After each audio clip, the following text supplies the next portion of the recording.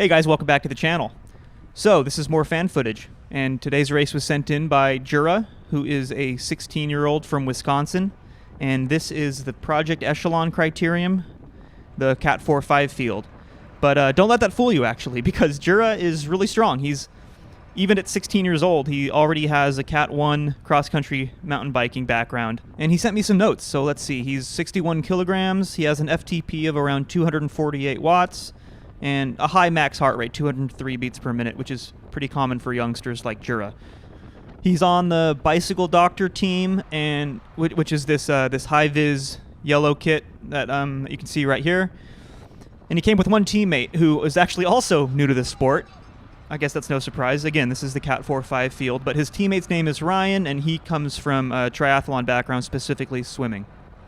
So both these dudes are strong. They have endurance sports in their background. But criterium racing is pretty unique.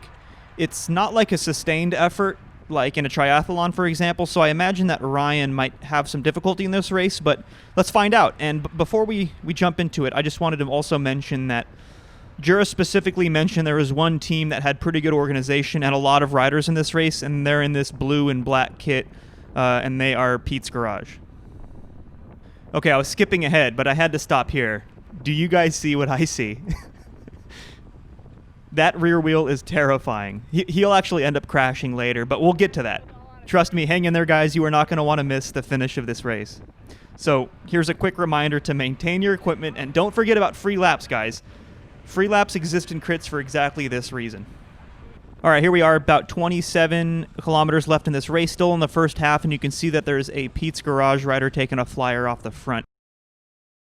And this is exactly what you don't want, because when the major team has a rider that rolls off the front, think about it. You know, his 8 teammates are no longer going to be contributing to the pace, and they're certainly not going to chase back their teammates. So Jura's teammate Ryan, real smart. He positioned himself well, and remember, they're in this high-vis yellow jersey. He also makes a big effort off the front to chase the Pete's Garage rider. And here we go, the first victim of this Cat 4-5 field. I don't know what happened here. He just got that corner wrong, but doesn't bode well for the rest of the race.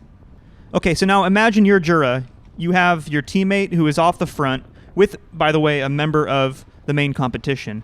So this is like the dream situation, because now you get to sit back. You don't have to worry about setting the pace on the front. You don't have to worry about chasing this group back. You can enjoy the draft, which, by the way, Jura's not doing a fantastic job of being in the draft right now. But that's the whole point, is you get to sit in the draft, you get to save energy while your teammate is off the front.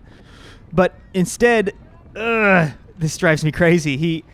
He decides that he's going to just basically chase his teammate back. So right here, he just puts his head down and he just starts smashing. So think about it, like Jura's getting tired making this really hard effort, passing these tired riders to get up to his teammate who is in a potentially race-winning position, and he's dragging the whole field with him. So, none of this makes sense, because Jura's probably gonna make it across. It looks like he's going to, and he's leaning a lot on his Cat 1 cross-country mountain biking fitness. But the problem now is Jura's tired, and his teammate Ryan is tired. So they're very susceptible right now to a big counterattack, because if I was like a Pete's Garage guy, this would be the moment to pull it off. I just got pulled across by Jura in his draft, and there's all these tired riders on the front. This is the moment for a counterattack. All right, so they get pretty lucky, and about another 5 kilometers passes without too much action. And then there's another Pete's Garage rider who decides to take yet another flyer off the front. And same story as before. Jura and Ryan cannot let Pete's Garage get away with an attack like this and establish a gap, because if this rider establishes a gap off the front, then what's going to end up happening is Jura and Ryan are going to have to do chasing on the front. You never want to have to do chasing. So instead, you want to nip it in the bud, and that's exactly what Jura is doing right here. And I like that he's kind of taking turns with his teammate. I like a couple of things about this. Number one, he's taking turns with Ryan. Ryan took the last one, and then Jura's taking this one. And then the other thing that I liked is Jura came from further back in the field, so he came past all those front riders with a lot of speed.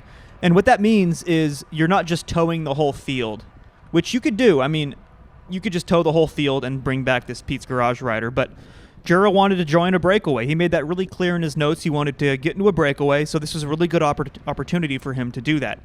But he actually ended up bringing 2 other riders, one of which was his teammate. So I don't know how that worked out. I'm going to give Jura and Ryan the benefit of the doubt and say that Ryan didn't chase Jura back, like what happened in the last clip. But Without a rear camera, we just don't know for sure, and at least if he did chase Jura back, he only brought one rider with him. He didn't drag the whole field. So in any case, this is a breakaway of 4 that looked really good, and Jura and Ryan actually committed to it. Actually, they probably overcommitted to it. If you look at the amount of time that they spend on the front in comparison with these other 2 riders in this breakaway, they were really getting after it. And again, I think this comes back to the fact that both Jura and Ryan have a very solid endurance background. They come from another endurance sport, and they were just smashing. They really wanted this breakaway to work, and they were willing to burn a couple of matches to give it a shot. But unfortunately, got brought back. That's the fate of most breakaways. So let's see how they rebound from it, and let's fast forward a bit. All right, we're inside of 9 kilometers now, and honestly, this has become the Team Pete's Garage versus Team Bike Doctor show. Not a whole lot's happened between the last clip, and now it's time for Jura to try once again, and I really like the timing of this attack. I mean, he probably didn't need to spike up to 1,000 watts to get his gap right there, but everything about this attack is great. It was up on this little hill. It was coming into this technical section of the course. I even like the way he took this corner right here. Really, really good curb-to-curb corner. Preserved all of his speed, and now he's just going to lock it into threshold effort here in a minute after he's established his gap. And he's going to try his hand again, because remember, he wants to get away, and he told me in his notes that his plan was to get away. So the timing of that attack doesn't tell me that it's his second crit. That looked like he knew what he was doing, so kudos to that attack. But unfortunately for Jura, it does not work out in the end. He does get chased back, which means his teammate benefits, remember, from being in the draft of these other riders who chased Jura back. And I don't really know what Jura's doing now. He just kind of sits at the front, and I'm not really sure why he's doing this. I've talked about this in my other videos. Your position and your effort that you're making in a race needs to be deliberate. There needs to be a reason behind it. In other words, you should always be able to answer this question. If somebody asks you, okay, in this moment in a race, what are you doing and why are you doing it? And if you're at the front, there should be a clear answer on why you're at the front, spending unnecessary energy. And I think if I were to ask Jura in this moment, why are you at the front? I don't think he could give me an answer. I can't imagine why he would be at the front right now. I don't have an answer. Because he's just towing the whole field around inside the closing laps of the race in a moment when he should be saving his energy and either thinking about the sprint finish or thinking about another moment in the closing laps when he can try another breakaway. All right, last lap. Now, Jura finds himself out of position on the front again. This time he's chasing this rider with just a couple of seconds gap off the front. And boom, Ryan decides this is the time, and I totally agree. With your teammate on the front, coming through a corner, he just gets a gap almost immediately, and these riders who are going 3 or 4 miles an hour slower just cannot get on his wheel, get in the draft. Meanwhile, Jura, please do not chase your teammate Ryan. Okay, good.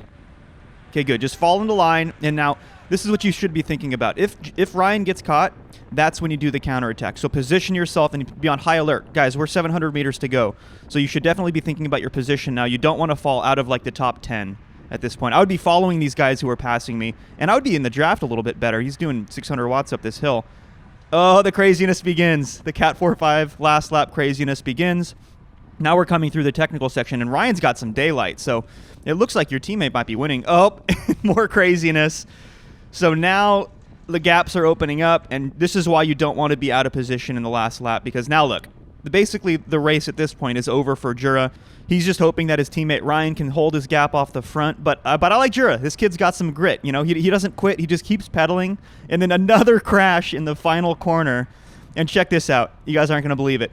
He carries all of his speed, these slowing riders, inside of 200 meters to go. He makes up, 5 seconds. And now he sees the finish line, takes his opportunity. Oh, you got to love the craziness on this last lap.